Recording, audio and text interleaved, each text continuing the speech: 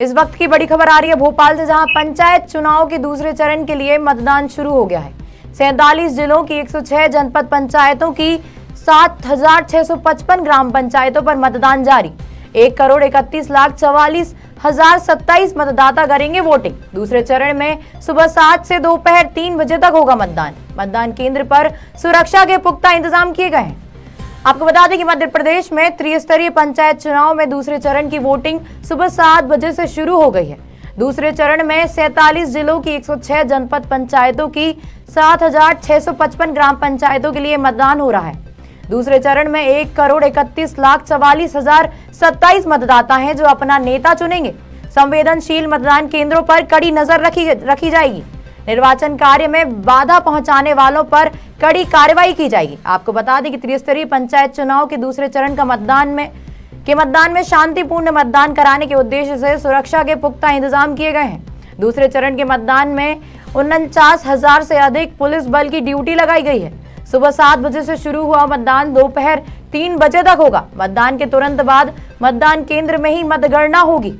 मध्य प्रदेश में पंचायत चुनाव के दूसरे चरण में 23,967 मतदान केंद्र बनाए गए हैं। इनमें 3,580 मतदान केंद्र संवेदनशील हैं।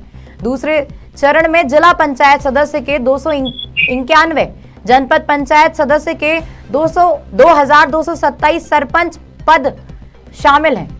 ज्यादा जानकारी के लिए जुड़ते हैं ग्वालियर से संभागीय हेड इमरान खान के साथ। इमरान खान, क्या है पूरा मामला? बिल्कुल, देखिए सौम्या, मध्य प्रदेश में त्रिस्तरीय पंचायत चुनाव में दूसरे चरण की वोटिंग सुबह 7 बजे से शुरू हो गई है, जिसको लेकर मतदाताओं में भी काफी उत्साह देखा जा रहा है। सुबह 7 बजे से ही मतदान केंद्रों पर मतदाताओं की लंबी लंबी कतारें लग चुकी है। वहीं कई विकलांग, कई पैरालिसिस, कई 90-100 साल के बुजुर्ग भी मतदान करने के लिए मतदान केंद्रों पर पहुंच रहे हैं। वहीं दूसरे चरण में अगर मैं बात करूं तो 47 जिलों की 106 जनपद पंचायतों की 7,655 ग्राम पंचायतों में 23,967 मतदान केंद्रों पर मतदान हो रहा है। वहीं इनमें अति संवेदनशील जो सरकार प्रशासन के द्वारा अति संवेदनशील 3580 मतदान केंद्र बनाए गए हैं, जहां प्रशासन की तीसरी आंख से नजर रखी जा रही है। ये अति संवेदनशील यानी क्रिटिकल मतदान केंद्रों में 3580 मतदान केंद्रों को मध्य प्रदेश में रखा गया है।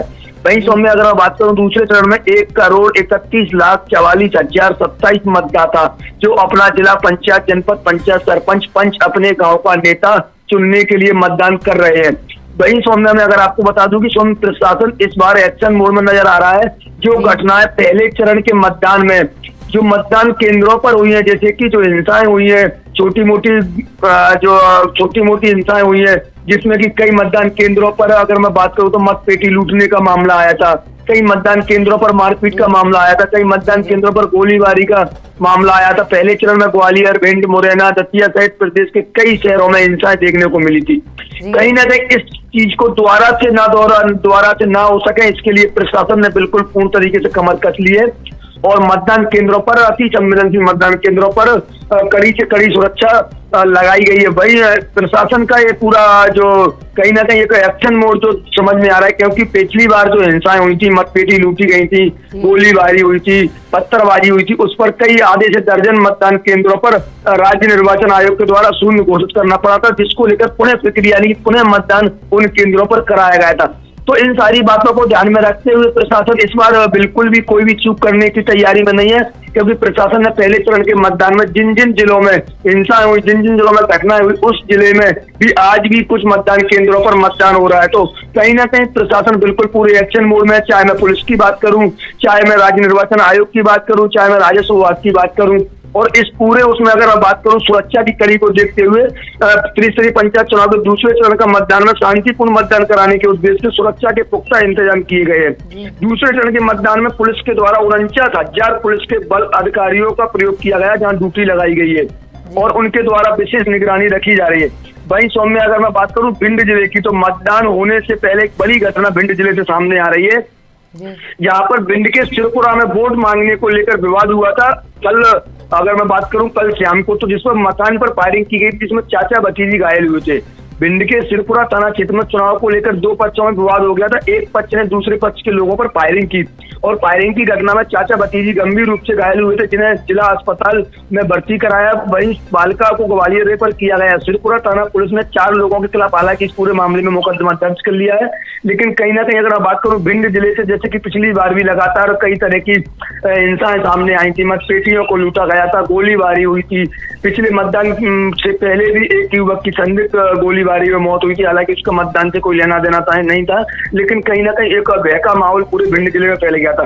इस सारी चीजों को अगर देखा जाए तो जो कल देर शाम को सिरपुरा थाना क्षेत्र के बिजौरा गांव में जो पंचायत चुनाव को लेकर कुछ लोग, जैसे कि अगर मैं बात करूं, रामदास सिंह भदौरिया के घर वोट मांगने के लिए पहुंचे थे, तो वहां पर वोट मांगने के दौरान कुछ लोगों से कहा-सुनी हो गई। कहा-सुनी इतनी बढ़ गई कि वो आपस में वहां पर दोनों पक्षों में गोली चली और गोलीबारी में चाचा भतीजी यानी कि चाचा और भतीजी दोनों के पेट में गोली लगी, जिसमें 16 वर्षीय बालिका कोमल पुत्री अनिल सिंह भदौरिया के पेट में गोली लगी थी।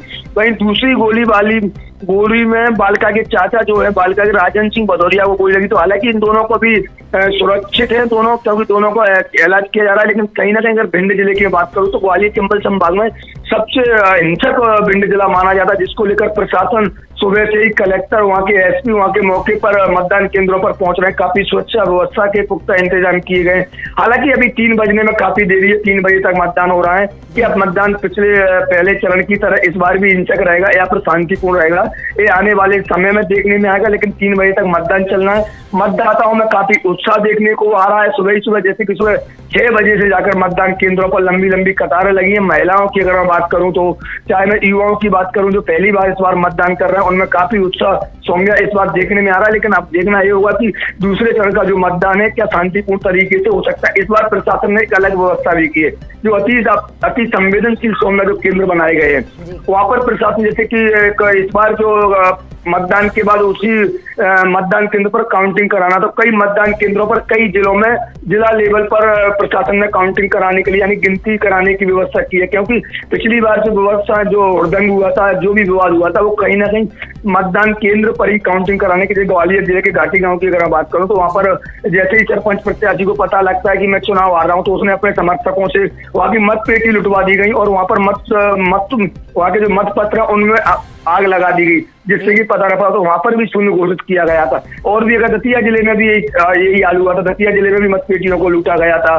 कई मतदान केंद्रों पर इस तरह की घटना देखने को मिली थी, लेकिन इस बार प्रशासन कोई भी कसर छोड़ने में नजर नहीं आ रहा है, क्योंकि सब पूरे पुख्ता इंतजाम किए गए। पुलिस बल की भी व्यवस्था है, अति संवेदनशील केंद्रों पर एक्स्ट्रा की गई है और कई सारी व्यवस्था की गई। हालांकि देखना होगा 3 बजे तक मध्य प्रदेश में दूसरे चरण के मतदान में कितनी शांति रहती है और कितनी आखिरकार हिंसाएं होती है। जी जी जी, जानकारी के लिए आपका बहुत बहुत धन्यवाद।